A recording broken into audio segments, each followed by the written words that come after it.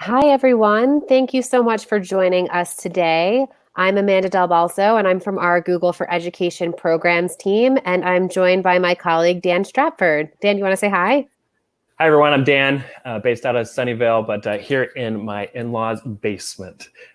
So glad to be here with everyone today. Awesome. I like the googly colors behind you. Whatever toy that is looks really Thanks. good. Yeah, these are the marble works from my kids playing with. I was like, these are Google colors. It's going to be perfect. It's perfect. I So love it. Okay, so we're just going to give everyone a minute to join us here since it's 10:01 Pacific time. But just to give those of you who are already here a preview, today we're going to be talking about preparing for the future of education with coaches and innovators. And as we'll explain in just a few minutes, coaches and innovators are two of the programs that we have to really help educators continue to hone their own practice as well as share their own learnings and passion for technology and different innovative ways of teaching and learning with others. So we'll just give folks another minute here. Um, and again, we're going to start with a little bit of an introduction and then go into our panel discussion. So Dan and I will mostly play the role of facilitators and let you guys hear from our incredible educators today. All right. I'm getting the go ahead. So we have our colleague Jessica backstage who's going to be helping us produce today. And Jessica, if you could go to the next slide, let's get started. All right. So again, before we jump into our panels, we really just kind of wanted to ground you in what we called here the educator journey and how our team over here at Google is really wanting to help anyone along their educational journey, no matter where they are. So we know that, for example, next school year is going to look different for everyone. And really, our goal is to be offering programs and resources for educators at all different levels, schedules, classroom situations, and to make those resources feel very adaptable and responsive to what you are coping with in the classroom and or online. So while we can't predict exactly what the school year will look like, we can certainly provide a suite of resources, again, to meet you along your journey. So over here on the left, where it says learn to use Google tools, really the first thing that we're setting out to do is making sure that we're supporting educators to learn to use our different tools and products. And so our Teacher Center and our Teach from Home site are two places where we provide very easy to consume training resources on how to use and apply our different tools. And then we also have a series of what we call professional development or PD partners, which are really professional development organizations that can either work with you and your school in person or virtually to provide whatever type of help that you're looking for. And I'm going to talk a little bit more about our Teacher Center and our Teach from Home sites in just a moment. Now, in the second category, say you're someone who's come to our site, you've used the Teacher Center, you've gotten excited about some of the tools, and now you really want to start to demonstrate your product expertise. That's really where this second area of Google Certified Educator exams, both level 1 and level 2, come in.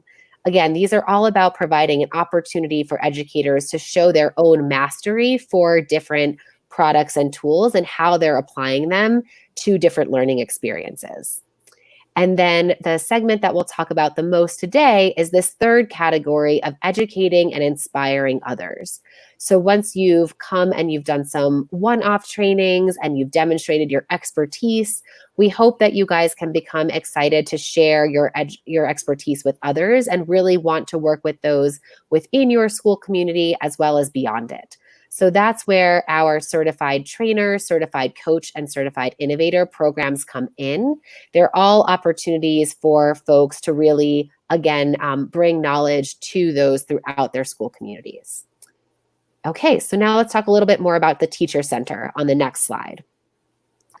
So as I mentioned, the Teacher Center, which you can find at g.co/teacher center, is really the best place to start if you're newer to using our tools and you want to get started with some really incredible free training resources to help you use different products in your classrooms and virtual learning environments. And one thing that those of you who maybe go there frequently may have noticed is that in response to feedback that we got from awesome educators like yourselves, we recently gave the Teacher Center a big refresh. So in addition to having a brand new look and feel, we added a ton of new content. For example, there are some quick actionable guides that'll help you get started with tools that you may find yourself using more than in the past, such as Google Meet, Google Docs, and Google Forms. One of the things that I was most excited about is also that we recently launched a new distance learning course for educators that includes lessons like how to incorporate social emotional learning or SEL into your instructional design. And I know we've heard from lots of educators that they're not only trying to move their classrooms online, but also do that in ways where they feel like they can still connect on an emotional level with their students. And so I, again, was particularly excited about that lesson and encourage you to check it out. And then lastly, there's a new section for educators to discover different programs that they can use with their students, like CS First and Applied Digital Skills. So again, those are things that are already launched in our Teacher Center in English, and you'll see that propagate to other regions and languages throughout this summer. Okay, so now let's go to the next slide and talk a little bit about the Teach from Home site. So you may be asking, why two websites? Well, within days of the school closures that we saw around the world due to COVID, we helped launch the Teach from Home site in partnership with UNESCO. And really, we wanted to create a place that had very foundational resources to enable schools and teachers to keep learning with Google tools, and really to also support families as students transition to learning at home. And we saw parents and guardians really needing to take an even more active role in supporting their students' learning. And so Teach from Home really is intended to build upon the Teacher Center by providing a curated set of the best resources that can help educators engage in distance learning. And again, as I mentioned, in addition to providing resources for educators, you'll also see a really substantial section for parents and guardians. And so, for example, that section has things like how you can support your student learning at home, how you can navigate getting them set up on different devices, and more. And what's, I think, very exciting about this resource is that it's now available in 50 languages and is being actively used in 155 countries. So for those of you who are our global audience, we hope that you'll use that as well. Great. And then on the next slide, I do want to talk a little bit about those programs that I mentioned earlier, which are all about helping educators share their expertise with others. So on the left here, you'll see those L1 and L2 certifications, again, really intended to help educators demonstrate their own expertise and then build upon that. So the trainer program, hopefully many of you, even on this event, are trainers also, but it's really intended to help those educators deliver typically group-oriented or one-to-many PD based on different tools. Now, the coach program, which we'll hear more about in a moment, is really about helping coaches hone their own practice while they're working one-on-one with teachers. And the Innovator program, again, we'll hear more about that from our panel, is also intended to help folks share their expertise, but they do that by tackling a really interesting problem or goal that's in the education atmosphere that they really want to tackle with an innovative solution. So with that, I'll tell you a little bit more about our coach program, and I'll turn it over to Dan. Jess, if you can go to the next slide. So what is the Google for Education Certified Coach Program? We actually just did a 3-year pilot and launched officially on Tuesday of last week, so exactly 1 week ago, again, building upon those pilot learnings. And really, the Certified Coach Program is really intended to help those instructional coaches, again, those educators who are spending the majority of their school day working one-on-one with educators, to drive what we call impactful technology use in their schools. So by impactful technology use, we mean things like student collaboration, creativity, student agency, and really just wanting to do more than use the device in their classroom or online as something that replaces technology or replaces something that wasn't being done with technology, and really do that in a really impactful way. So we'll talk again more about this in our panel, but really what the program entails is access to a free tailored curriculum that's about 50 lessons long and is intended to help the coach do everything from adopt a 5-step coaching model of working with teachers all the way to, aligning their coaching with school goals, understanding how to measure impact, and more. And since that was a lot of information, I do encourage you to check out the 2 links here, which we will also put in the chat. But there's a web page where you can learn more about the program and get started with our curriculum, which is available right now. You don't need to apply before checking out the curriculum, as well as there's an option to join another one of these live streams and learn more about the coach program in an info session that's happening both on July 8th and July 10th. So now I'll turn it over to Dan to give you a preview of our Innovator panel before we go ahead into the actual panels.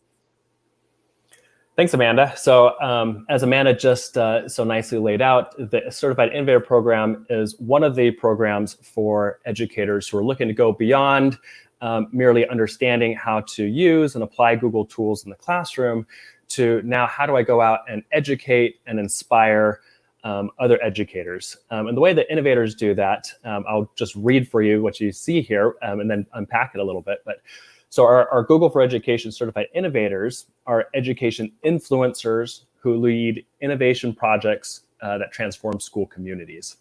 So to unpack that a little bit, the Innovator program is a good fit for educators who are trying to impact education more broadly, who want to really grow their influence and grow personally through that. And one of the key ways that they do that, they do this in many ways, but one of the key ways is they launch an innovation project. And this is about tackling a challenge, a problem, an opportunity that you see in education that you are passionate about, that you want to go out and make changes in. And so innovators typically work on this project over the course of a year with great mentorship and community support opportunities.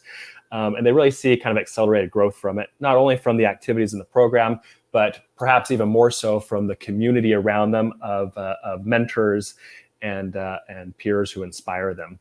So under normal circumstances, asterisks there. Under normal circumstances, new innovators would come to a Google office for a 3-day intensive innovation academy. And during those 3 days, you would receive training, inspirational talks, and a really supportive network of other innovative educators. But we know we're not under normal circumstances. So rather than doing in-person academies as we originally planned in 2020, we are hosting our first ever virtual Innovator Academy. And what's super cool about this is, although many of our in-person academies had a global feel, this will be the most global academy ever. So applications are open to literally any educator or school leader who works in a school around the world. And it's available in both English and Spanish. And we're taking a larger pool of accepted applicants than we've ever done before. So the applications are due online by July 10. You can see the link here, certifiedinnovators.com.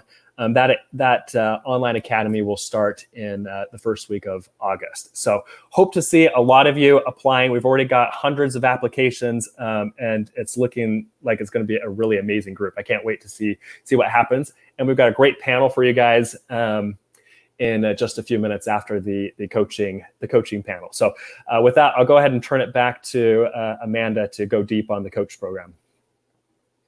Wonderful. Thanks so much, Dan. Okay, so we're going to say goodbye to Dan for now and see him in about 20 minutes or so. And I'm going to ask for Monique, Chris, Kelly, and Dan to join us, and we'll talk a little bit more about coaching.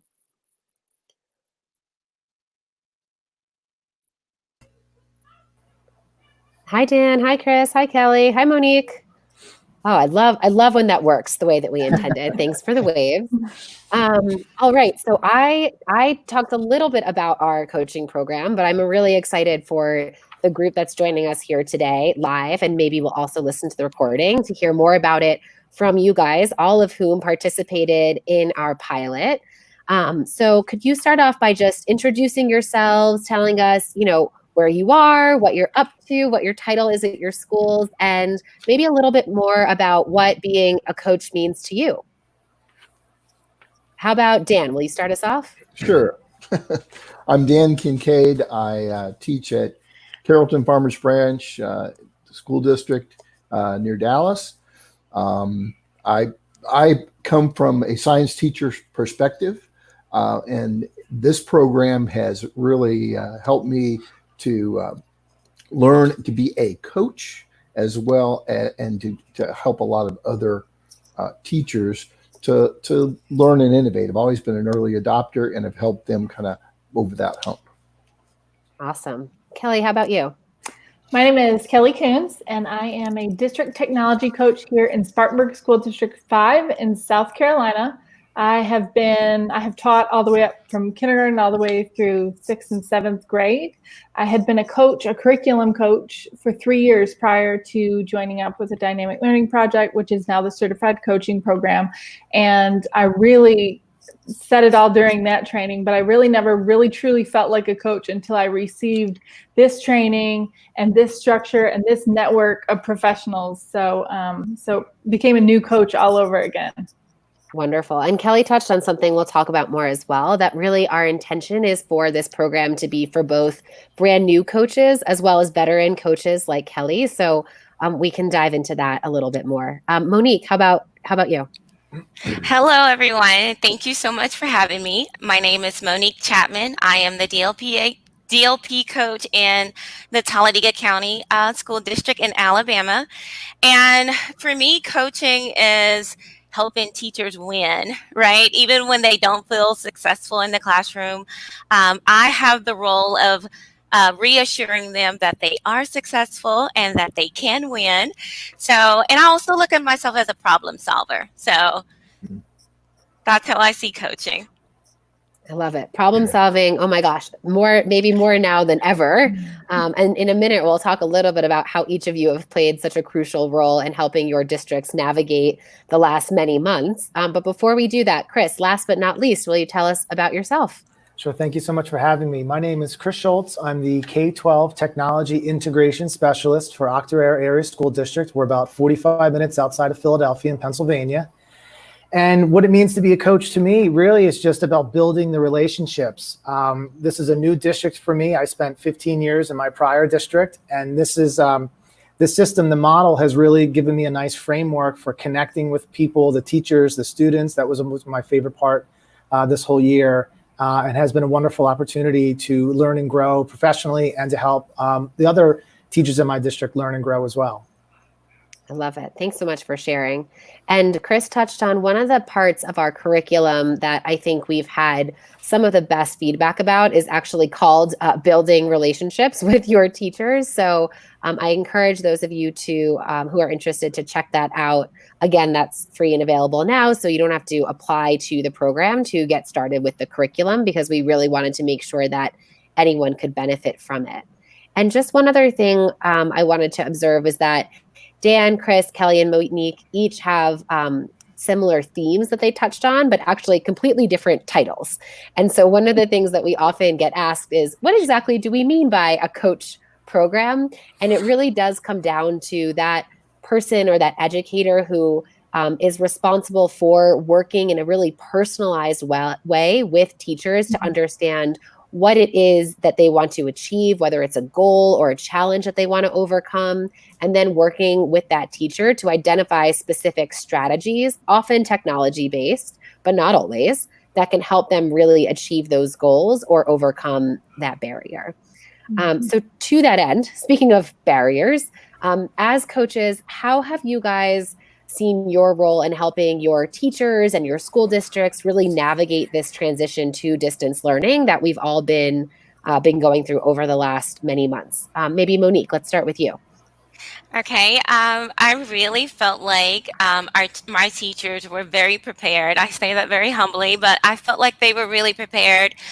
We have been part of the program all 3 years, so it wasn't a whole lot of things that I had to help them with, but I made sure that I was available to them any time of the day and not just during school hours. So just letting them know that I am here to troubleshoot any problem that you may have. And some of the things, the challenges were different, right? So the challenges that they had while we were in brick and mortar changed when we became, teaching more virtually. So I was just prepared to help them and help them troubleshoot things that might come up. So I think availability and just knowing you're not in this by yourself um, was the support that I was able to give my teachers. I love that. I remember in some of the coaching training, again, that's in that curriculum and that we've talked about in the past is really just being visible to your teachers. So it sounds like that was a really great way for you to maintain visibility, even though you were not able to literally see them in the hallway. Kelly or Dan or Chris, anything to add? I would just say the teachers that I worked with pre-COVID became teachers that I really relied on, and they became my best helpers during that transition.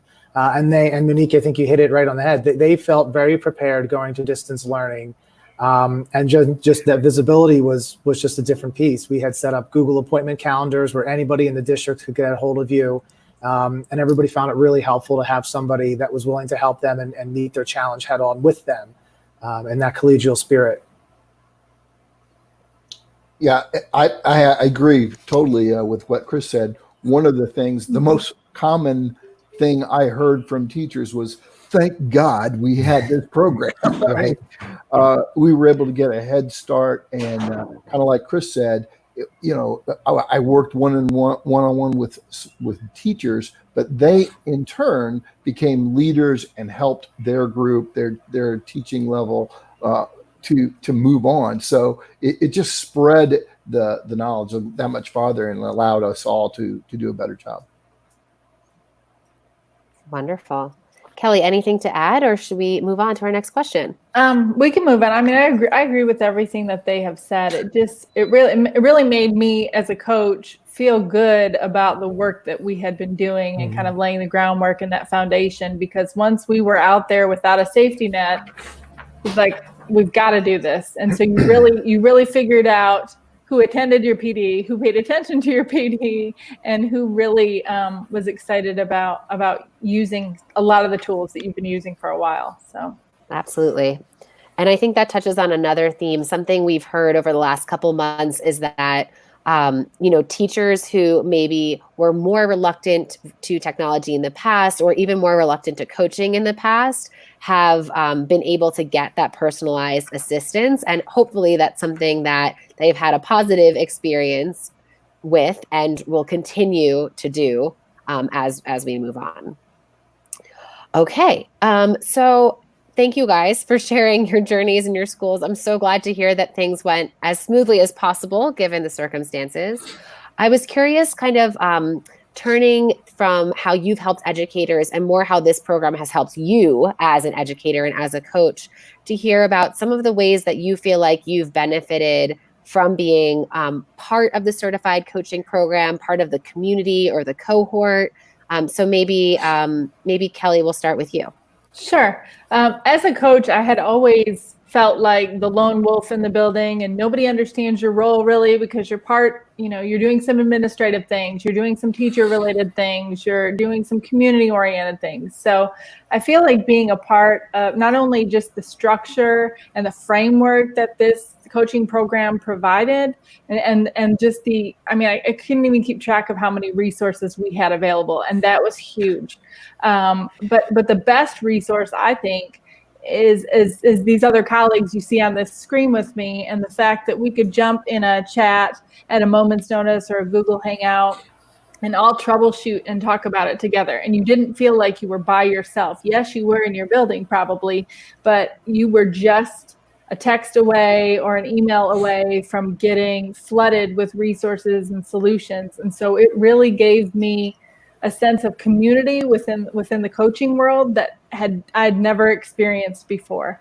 Because even if, in prior districts, even if we had done a coaching book study together or the cognitive coaching training, something like that, we were all never on the same page, maybe not even in the same book. So we felt like we were all going through it together. It was a true cohort of colleagues that had all different experiences, but each person had something so valuable to offer the rest of the group. And I think just collectively, it just gave me a lot of confidence in myself as a coach, because if I didn't have the answers, I knew somebody was a couple seconds away with the answer to whatever my teachers had come up with. So I'm so grateful. It changed the way that I saw coaching in general. Wonderful. Thanks so much for sharing, Kelly. Chris, Dan, Monique, anything to add? One of the things that we learned during our initial training, is the smartest person in the room is the room. And this program's given us a room that's as big as the world. Mm-hmm. I would like to add that for me, it was a paradigm shift. It really, really was. Because before, I thought that coaching was, especially being a technology coach, I thought it was about being tech savvy. I thought it was about having all of these tools in your tool belt, getting up in front of teachers and wowing them with everything that I could show them. And that's not what coaching is about. That's what being overwhelming is about. So when you show teachers 1,000 different tools because you love technology, you just end up overwhelming teachers. But when I think about the 5-step program, sometimes it's so much more than what you see, right? So you see those 5 steps and you think, oh, this is simple enough. You identify a challenge and you look at strategies and you implement those, you reflect and all of that great stuff. But there's so much depth in the coaching program. There's so much that you learn on each level that I did not know. So you think it's about technology, and then you find out that 96% is about relationship. 4% is about technology. I learned a whole new word, andragogy, right? And so I learned about how adults learn, and they don't learn like children. And so you don't approach them like children. It's a whole new ball game. So there's so much that you learn to listen. And I just appreciated all of the stuff that you learn. That's in the depth of the 5-step program. And last thing that I could add, you guys touched on the program so well, but the last part would be that cadence of the one-on-one meet and then the in-classroom visit piece. And I feel like with that, the coach has shared ownership with the teacher. And I asked some teachers to do some pretty wacky things with me. And I think they took a leap of faith with me because I was right there with them the whole time. If the lesson failed, then it was just as much my fault as anybody else's. And I think that really provided a nice safe place for teachers to take a risk. I was able to share my vulnerability with them, and I think that was an important way of building connections. And I think that cadence, the one-on-one meeting with the classroom visit cadence, is really very important. Absolutely. Thanks so much for sharing, Chris. And yeah, I think that vulnerability and helping teachers, kind of feel like they can be vulnerable by you being vulnerable is such an important theme. And we've seen even in many of our schools that it's not just the teachers that are coached that feel that way, but even teachers who aren't coached themselves still kind of feel that and are able to, maybe feel empowered to take more risks. So I love that there's kind of a ripple effect, if you will, of coaching throughout the school. And I just saw a great question come in that I thought we should touch on, which was asking about some of the difference between the activities that we see our certified trainers do as opposed to our coaches. And I would love your feedback on this from the group. But really how I would articulate that is that the coaching program and role is really intended to hone the practice of an educator working one-on-one on a very consistent basis with teachers in their building. And typically, the coaches are able to spend the majority of their time, ideally full-time, if not most of their school day really being responsible for those one-on-one types of interactions and not also having an entire, load of classroom that they're actually teaching, classroom subjects rather. And so the trainer program, I think, differs a little bit because while it is also intended to really help share Google product and expertise with others, most of that is focused on sort of that group-oriented professional development that would either happen, throughout the school day or after school. And it's less kind of that consistent multiple meetings with a teacher and typically more of a one-off. So just different types of professional development. Now, that said, I think, Monique, you might be one of them, but many of our coaches are also trainers. So the programs are not exclusive of each other in that way, but the types of skills that we're really trying to help those groups hone are a bit distinct. Would you guys add anything about that through your own personal experiences with the different programs? So I would just say, as a trainer and a coach, a good example would be I ran a morning session over coffee about Google Classroom. So it was have a cup of coffee in classroom with Dr. Schultz one morning, and so that's where I used the trainer skills that I learned in that program. And from that, really, I met a lot of people that I thought would be great candidates to be a part of the coaching cycle. And so they do kind of can lend themselves hand in hand, but the coaching cycle really was then that 8-week program where I sat down one-on-one with that one person and we worked on their individual goal and their individual problem that they're working on, their challenge, and developing an individualized strategy with them.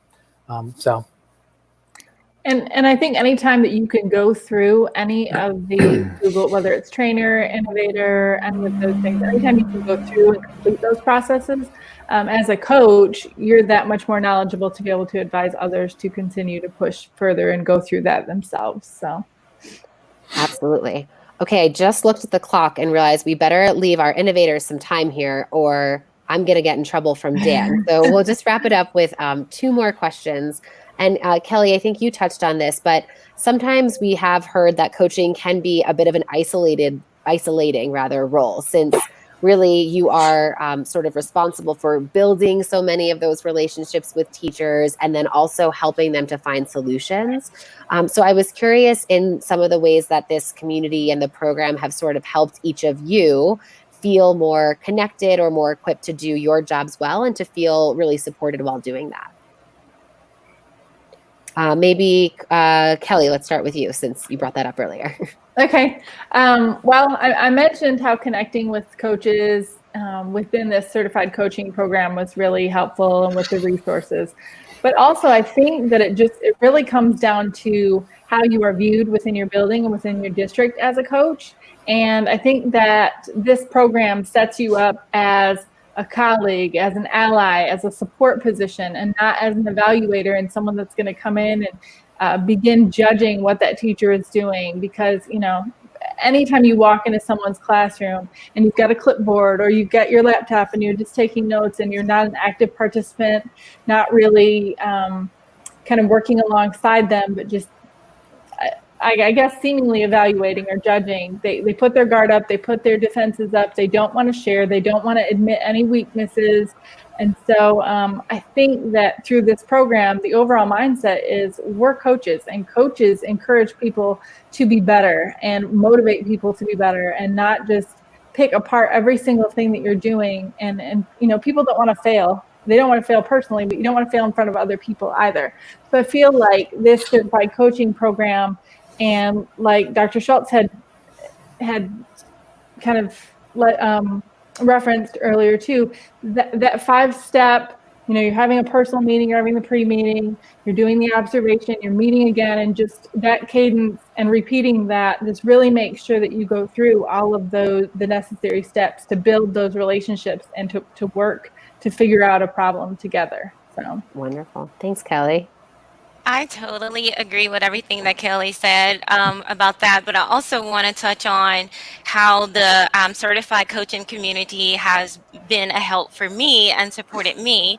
And like I said, we had 17 at one point, all 17 schools in our district was part of the coaching program. And outside of that, I really didn't have a PLN, right? This is my first time ever really meeting coaches from other states. And it was just so amazing that you could bring a challenge to the group of, I'm talking about the most brilliant people that you could ever meet. And I mean, we're on air with them right now. This is just a small snippet of the brilliant minds that are in this group. And when you can say, I'm having this challenge as a coach, and you don't have to fear being judged, you don't have to fear that you're going to look like a whiner, but you get really good solutions that are research based most of the time. They are proven to work, and you take that back. And I mean, that's priceless. That is absolutely priceless. I love it. Thank you so much, Monique. Man, okay, hard to beat that. But let's try to end with from this group, just kind of sharing some best practices. What's one sort of tip that you would share with aspiring certified coaches and educators out there? Maybe Dan, let's start with you. Okay, I guess the first tip I would have is don't fall in love with any particular tool, because it's not about the tool. It's not about the technology. It's about whatever works for that individual challenge, and tools and strategies are changing all the time. So don't get married to one particular thing. Make sure that you're open to yourself, to new opportunities. Wonderful. How about you, Chris? I'd say just a quick one. I know we're running low on time here. Just allow yourself to be vulnerable and allow yourself to connect with people. Love it. Kelly or Monique, anything else you guys want to add? Go ahead, Kelly. I was just going to say, just find your people. Find your people that can support you, that you can lean on, that you can talk to, that will understand you. That's the biggest thing for me. I think in anything, it's just to find your people and just create that community. Love it. My tip would be to trust the process. This is a process. And even though you get the certifications and you go through the coaching, it is still a process. And understand that. Don't compare yourself to any other coach at any other school.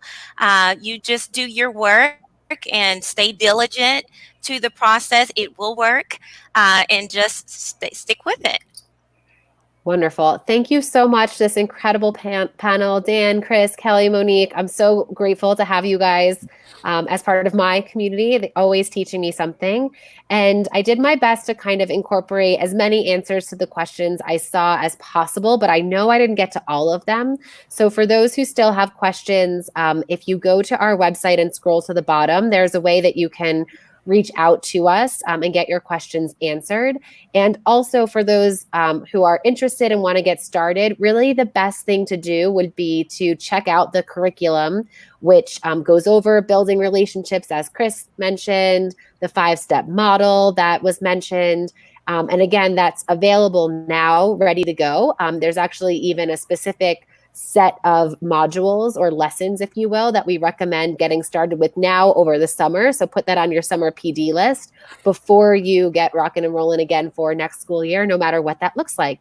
So we hope you'll dive in. And now I will turn it over to Dan and his awesome Innovator group. Thanks, everyone. Thank you. Thank you.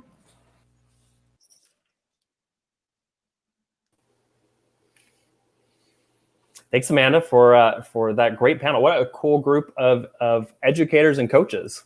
Thank you. All right. Well, now we're going to go even more international, right? You've got people from all over the world. We do, yeah. So we'll just give them a minute to be added in here to the panel. But just to orient everyone again on the big picture of what we're trying to do here is how do we prepare educators and the schools around us for a changing world, and some of these communities and programs are one great way to make that happen. So cool to see the certified coach program get up and off the ground. That's going to be so impactful in schools to get that one-on-one coaching and mentorship. Transitioning now to the certified innovator program, this is really again about people who want to become education influencers, to lead an innovation project that's going to transform school communities. So we're super excited to bring in a global panel. And it was so important to make sure we had a global panel because this upcoming Certified Innovator Academy is going to be open to educators all around the world. You can check it out at certifiedinnovators.com. You can apply directly all the way up through July 10. You can also follow the conversation on Twitter at hashtag Google EI or hashtag VIA20. Also, you can email info@certifiedinnovators.com. So it looks like, do we have everyone here? Yeah. Hi, Sochit. Hi, Kimberly, Rachel, and Darren. All right. So we want to give everyone out there watching this a sense of the amazing people in this global community. So why don't you guys introduce yourselves, tell us your name, where you're calling in from, and your work in education. And we'll just go ahead and go in order of the panel on screen. So we'll start with Sochit and then Kimberly and then down to Rachel and Darren. Yes, hello, my name is Xochitl. I'm from Jalisco, Mexico, Mex 18. This is my academy. And well, I work with a Google partner, Digital Family, and my project of innovation was, I made it with 3 other amazing people, Erica, Lucio, and Dante, Latin American, and we work with teachingtubers.com, which you can follow us. We wanted to make sure that all teachers in our country, in our town, can learn about the active methodology so they can change their didactics and in the classroom. And I hope they will learn a lot from us. Thank you, Dan. Thanks for sharing. It's so cool and so glad to have you here representing our Mexico and Latin America group. As those of you who have followed the Innovator program know, we originally planned on having an academy in Mexico City and in Madrid. So the virtual Innovator Academy will have a full-fledged Spanish section. Everything can be available in Spanish. So if you're applying for one of those countries and, we want to see you in there. So we've already got a lot of great applications. Kimberly, tell us about yourself. What are you working on? All right, my name is Kimberly Lane Clark. I'm from Dallas, Texas, and I work at a school district called Lancaster ISD. I'm the director of blended learning. And so my Innovator project is something near and dear to my heart. It's about getting more girls involved in computer science and STEM fields. And, we hear that all the time. But what about the opportunities that our students, basically have? What experiences do they have? So just trying to work on that project and getting everything involved and making sure that our girls of color actually have an opportunity to be there and be here and be heard. I love that. And one of the things I love about your project too is making sure that they have mentors who look like them and talk like them, right? Oh yeah. Important. Oh yeah, it's definitely important. And I think the mentors, if you see someone that looks like you, you're more than likely to want to know and dream that you can actually do that. So the mentors are extremely important. Love this innovation project and this whole topic. Rachel. Atamaria Koto. Good morning from New Zealand. It's very, very early here. So thank you so much for having me on. I'm the Deputy Principal at Wainui Beach School in Gisborne, New Zealand. We're out on the East Coast, right opposite the beach. It's fantastic. So my Google Innovator project, I was with Kimberly in Sydney last year. We had an awesome time. And mine is more about building authentic cultural connections for all of our learners, but also teachers. And how might that look? Because we know that language and identity and culture really count. So how might we incorporate that so our children don't have to leave their culture and their language at the gate?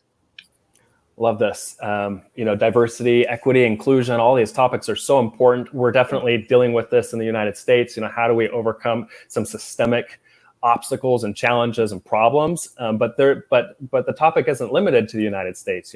Countries all over the world and people all over the world are dealing with these issues. And how do we create a more fair and equitable and just and inclusive education system? So I love this topic. Rachel, tell us what time is it there in New Zealand? Well, it's now 5:44 a.m. 5:44 a.m. So we give Rachel gold stars for any of you any of you who are watching this in the recording from Asia, from Australia, from New Zealand, we want you to know that the Virtual Innovator Academy will not force you to get up at 5 in the morning. That you will have the chance to participate in your own time zone at a very reasonable time that works for you. So don't let that scare you. But we're so grateful that Rachel's here and doing that, representing our Australia New Zealand group. Okay, Darren. Hi, I'm Darren Simons. I'm from Ipswich in the UK. I'm a teacher development coordinator at Suffolk New College. So that's a further education colleges where we teach like 16-year-olds and over.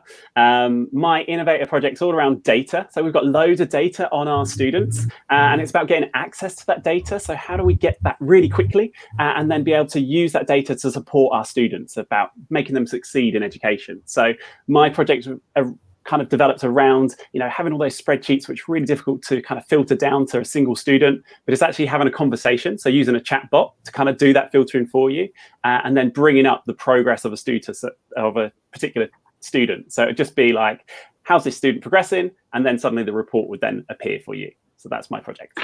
Gosh, I love it. And I just think about how important this topic is in many places that are still distance learning and maybe distance learning in the coming months, to have a good picture of what's going on and how they can support students and using that data in really impactful ways.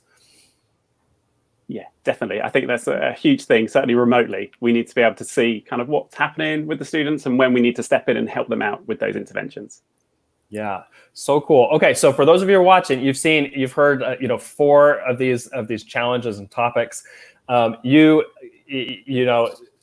The world is wide open with challenges and opportunities to innovate with around in education. So I want to engage our panelists in a conversation here around what are some of the challenges that we would really like to see folks applying to this Virtual Innovator Academy with. They got to think of their own challenge and apply before that July 10 deadline. What are some things that you guys have seen as you've been out there? This is something that we'd really love to see people applying with these sorts of challenges. Let's go ahead and start with Rachel. What are your thoughts? Well, the world at the moment is in a really unique situation. We've never experienced this before, and that brings with it a whole lot of new challenges. And I suppose from my perspective, I think that the innovators for this year should go big, like huge, bigger than you think is actually possible, because we can't be prepared for what comes next. We're extremely lucky in New Zealand. We are back at school. And I know that everywhere around the world is in a different situation, but I want people to think more about their community, think more about the most vulnerable people in your community, think about equity, think about access, think about safety, well-being, mental health, all of those sorts of things, and choose something that you are genuinely passionate about that will burn the fire beyond your year of supported, within the innovator community, something that will keep going. Like my project is still going, and I think it's going to be going for a long, long time. Same with Kimberly's. It's something that drives you, that you're passionate about, that will just continue to help you push in education. Does that resonate with the rest of you? I know we talk a lot about both in Google and in the Innovator program around 10x thinking. How do we think big? So the message of go big. How's that played out for the rest of you? I think, when you said going big, that's something in being bold. In this day in society, you have to be bold. You have to come up with different avenues to change society. And especially when we talk about systemic racism, and our students matter. And so our students need to be able to have this avenue. And our, educators are there to be able to come up with these ideas and these, just innovation projects that's going to change the world, basically.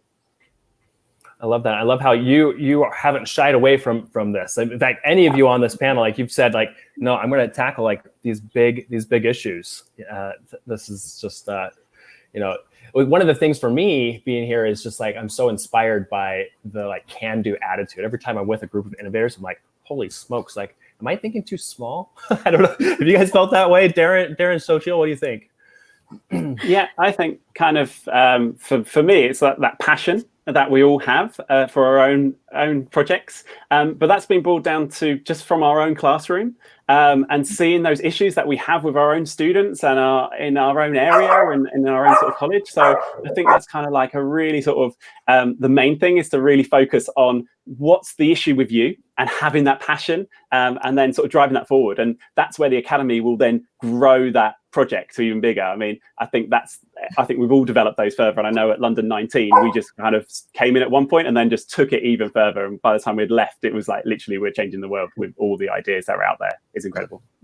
Right. Yes, then I think that innovators has to think out of the box, and that's why I put my hat over. Love it. Because we really need to make sure that we can cross all the barriers, and so we want to think big, like Rachel says. No, innovators are really wanted today because education is having a lot of problems. So I aim all the Mexicans and Latin American to apply, and I hope to see and hear from you so you can change the situation here in front of COVID. This is great. I think one of the things, and Darren, you touched on this a little bit, when it comes to like identifying a challenge, there's a couple ways to go about it. I mean, one way is like, what is a challenge that I face that others might face? And another one is being really empathetic to people around you and seeing like, what are the challenges that they're going through, and how might I help? How might I like innovate around this? And what ways have you guys seen, opportunities as you've kind of interacted and empathized with people around you in education? I'll pick this one up. So as soon as you start having the conversations with people about your project, it's just the look on their face. And when you sort of summarize it to, that how might we statement that you come up with, and you start talking to more people, it's just like the light bulbs in their heads. And it's just like, I want this project right now. And then you're like, hang on, I need to make it. I need to get there. But it's just that passion for everybody else that you suddenly just ignite and just think, we need this. Like, I need this in my classroom. And I, teach the other side of the world, and then you're just like, suddenly everyone's having those same issues that you didn't think it would be. You thought it was you uniquely, but really it's not. It's global, the main issues that we're facing. Sure. Yeah, I mean that resonated with me when I was in the classroom. I don't think I even thought that much about like what goes on. There's so much going on within the four walls of my classroom, right? That I was like, it would have taken an extra level to think like, how do I lift this up to a new level where I can reach a lot more teachers, a lot more schools, a lot more students. And I mean, that's something you guys have really done with your projects. It's like, how do we go broad? Yeah, Dan, and I think, you were talking about what's going on within the four walls of your classroom. And sometimes when you are in the classroom, you're so immersed, but you're always asking yourself, why? Why are these kids not succeeding? Why are these kids behaving the way that they are? And for me, that's where my project came from, because we have a lot of students within New Zealand who historically, their families historically have had to leave their culture at the gate. So they had a loss of connection with their culture and their language. And so the more I dug into that, the more I found that addressing that as the issue would have a benefit on the behavior and on the learning and on that sense of pride and belonging that they were so desperate for. I love that. The curiosity like really drove you to go deeper. Mm-hmm. So I want to transition just a little bit here to another topic. So some people who are out there watching this live stream might wonder, like, is this program right for me? Is it intimidating? Do I feel intimidated when I sing Kimberly, Xochitl, Rachel, and Darren up here? What would you say? Like, what type of educator is this program a good fit for? Let's go ahead and start with Xochitl. What do you think? Thank you, Dan. I think the teacher has to see themselves as problem finders. I want to invite all the teachers that are resilientes, like they see problems in their classroom, like you all said, and also in with their peers. No, we recognize that we don't have all the tools to make sure that we go all the way. No, here in Mexico, we got a lot of issues through the COVID-19. We have the public sector especially, they didn't have the way to communicate each other. They use a lot of different ways like WhatsApp and whatever. So finally we went Google Old Mexico, and we're concluding the school year, and I know that there are a lot of teachers that are finishing, and they are admirable because their commitment and their passion. So I really ask them to apply, to come here to share with us all the things that they resolve, and so they can think bit different. No, I ask them also that if they think that they can do even better. I know they did it great, but if they can do it better, so that's the type of teachers that I wanted to see in the BIA 2020. Love that. I think I've seen a theme here around curiosity. You said problem. What did you say? Problem finders, right? You're not shying away from the problems, but you're actually seeking them out and finding them and like living in it and empathizing. Yes. Rachel mentioned asking why multiple times to go deeper. So definitely this element of curiosity. If you're curious about why things are the way they are and what are the problems, how do I solve them, this is a great program for you. And by the way, you don't have to be, you can be a teacher, you can be a coach, you can be a principal, you can be anyone who works in a school is eligible to apply. So don't think that you're excluded if you're not in any particular role.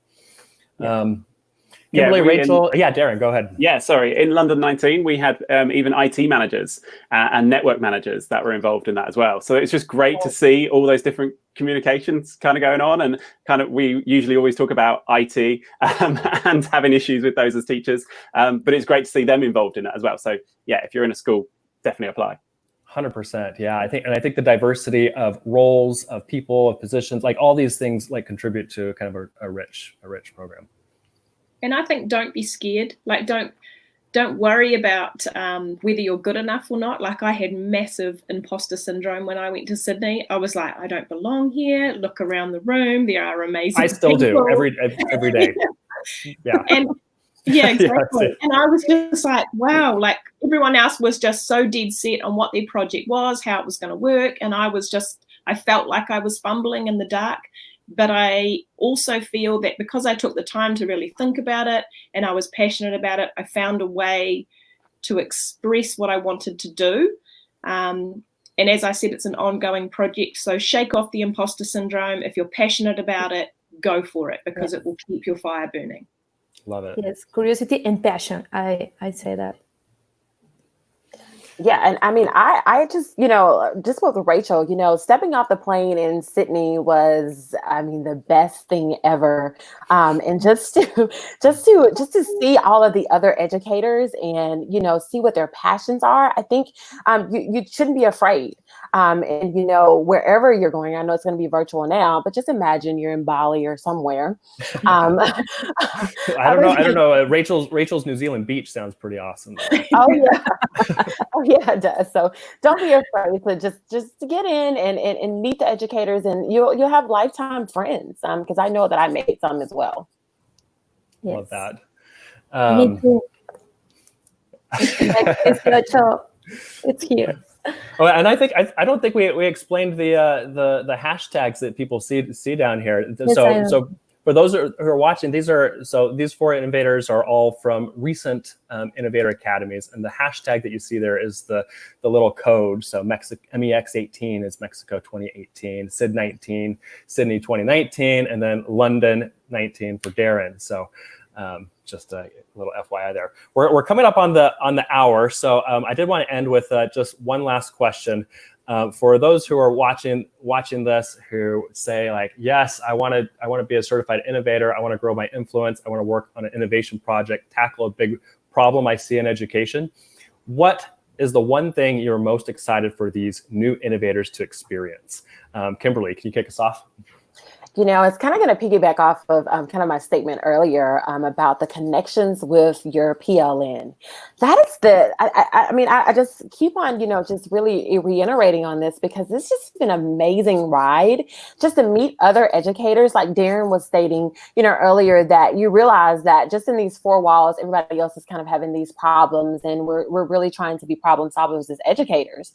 So that's one thing that I'm most excited about for everyone, is that you're just get ready to be on a ride, and just be able to move your mind and shift it, and just look at your PLN, to be able to focus on whatever your problem is, whatever you're trying to solve, and look out for them as well, because they're going to become your family. Yeah. Love that. I hear all over and over again, it's the people that you're with that makes all the difference. Yeah, Yes, I think you've got join like to our tribe. yeah, Join the tribe. it's like a team of cheerleaders just behind you. Like you just put it out there, and suddenly you've got 30 or so people who will just get back to you and be like, "That's amazing! This is really incredible." And it's the same in advance. If you're applying and you're interested, just reach out to any innovator that's currently out there, and they will just help you, because that's what we do. We want to help you and help your application and work with you. So just reach out wherever you can on the social media, and we'll definitely be helping you out. Love that. So Chill, Rachel, any last words for anyone interested in applying? You're No, not I alone. think Kimberly definitely hit the nail on the head. Yeah, just go for it. I think as Kiwis, we're kind of a bit laid back and shy, and we don't really blow our own trumpet very well.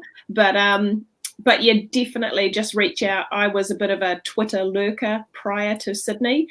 So now I've got a little bit more confident. I'm posting every now and then. And so, yeah, it is a real confidence booster, and it just validates that you're in the right place with the right people doing the right thing. So definitely just go for it.